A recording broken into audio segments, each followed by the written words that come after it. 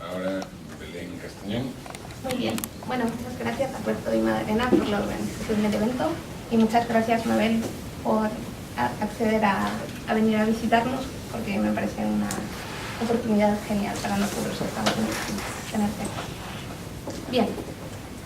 En primer lugar, me gustaría subrayar la importancia de esta publicación a un nivel que supera con creces el nivel de crítica literaria para ensamblar de una manera tan acertada como enriquecedora las figuras de dos de los intelectuales más importantes del siglo XX en Perú, a través de un manejo excepcional de la bibliografía sobre el tema.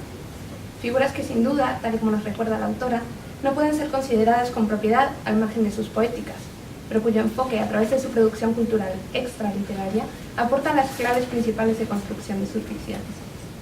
En este sentido, por una cuestión de interés personal y por la brevedad de la intervención, me ha parecido oportuno atenerme a comentar la cuestión del Vargas Llosa hablador, en el sentido preciso elaborado por la autora en el texto, en la medida en que considero que recoge con justeza la coyuntura en la que se encuentra la producción cultural de Vargas Llosa, entendiendo por tal toda esa serie de textos no literarios que ya en forma de libro, ya en forma de artículo periodístico, ayudan a comprender las condiciones en las que el ganador del Premio Nobel entiende y describe la manera de abordar esa encrucijada entre modernidad y arcaísmo constituyente del mundo antiguo. Así pues, me parece que hay dos sentidos del término dilema operando en este texto, que identifico como antagónicos y que se hacen visibles a distintos niveles en el discurso de Vargas Llosa, coincidentes además con las dos excepciones más comunes del término recogidas por María Molinero. En primer lugar, tendríamos dilema como una situación donde se tiene forzosamente que elegir entre dos opciones, pero, en segundo lugar, dilema entendido como un razonamiento que, teniendo dos premisas contrarias, supuestas, ambas verdaderas, las dos desembocan en la misma conclusión. Esto es, un argumento cornuto. Por lo tanto, cornuto. Sí, No es cosa italiana.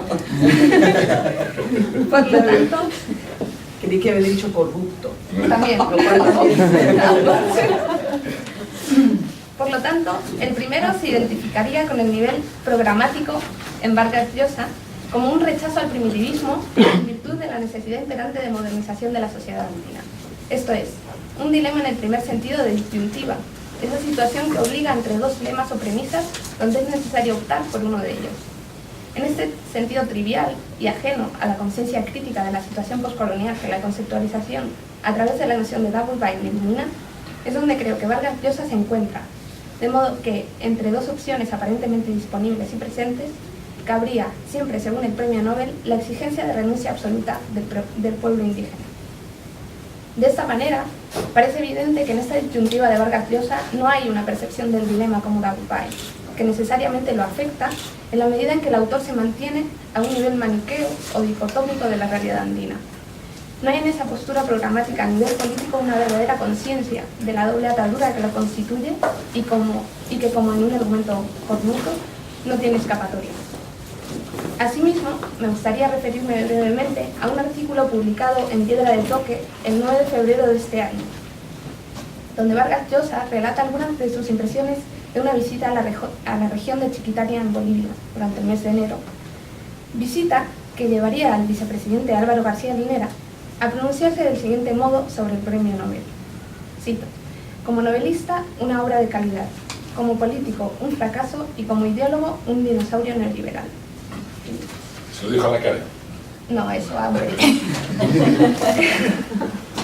En su visita a las seducciones jesuíticas de esta región, fundadas en 1691, encuentra Vargas Llosa factores interesantes como la conciliación de la música europea con la aborigen, donde a los primeros jesuitas, cito, sus experiencias en Perú y Paraguay les habían enseñado que el lenguaje de las flautas, los violines o las cítaras facilitaban la comunicación con los naturales del Nuevo Mundo. Fin de cita. Se trata de un lugar donde el cristianismo sigue presidiendo la vida espiritual y donde se descubre que esa evangelización de solo 76 años había dejado tan honda huella, combinada en la actualidad con la modernización de las aldeas en términos tecnológicos. Los jesuitas habrían llegado, por tanto, para, cito, atenuar las duras servidumbres de las que estaba hecha la vida allí, para humanizarla y para dotar a la cultura más débil de ideas. Fin de cita. pero donde la dominación supuesta era un mal menor comparado con la situación del resto de indígenas en los Andes y al menos permitía, cito, la supervivencia de los individuos y sus culturas.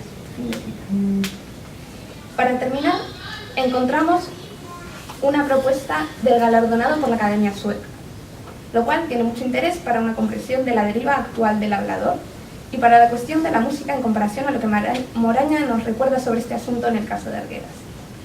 Vargas Llosa resalta la necesidad de realizar con justeza una operación de conciliación entre modernidad y primitivismo y de tomar ejemplo de lo realizado en las aldeas chiquitanas, puesto que allí, cito, hay enseñanzas provechosas para quienes quieren ver y oír. Las mujeres y los hombres de esta tierra no han perdido eso que se llama la identidad. Tienen vivo su idioma, sus danzas, sus atuendos. Y sus costumbres y creencias han ido evolucionando de modo que pueden participar de las oportunidades de la vida moderna, sin dejar de ser lo que fueron, lo que siguen siendo en ese marco multicultural que son Bolivia y todos los pueblos andinos. Visitar la Chiquitania muestra a los visitantes que Beethoven y los taquiraris, o la silueta del jaguar y los arpegios de una cítara, pueden entenderse, coexistir y transustanciarse. Eso han hecho los chiquitanos y por eso hay que aplaudirlos e imitarlos. Fin de cita. En definitiva, me pregunto si acaso no estaríamos ante una invisibilización de la encrucijada andina a través de la interpretación en este tipo de declaraciones de ese Dasein como un simple dilema, como una situación tal que cabría, como en el caso de un dilema ético, la posibilidad de elegir en sentido absoluto, ya sea la asimilación y pérdida de la cultura indígena, o sea, la transustanciación de la cultura, como en el caso de los chiquitanos, pero en todo caso como encubrimiento de la dominación y sedimentación de una irresoluble tensión, o lo que es lo mismo como dos fósiles de un pensamiento de dinosaurio neoliberal.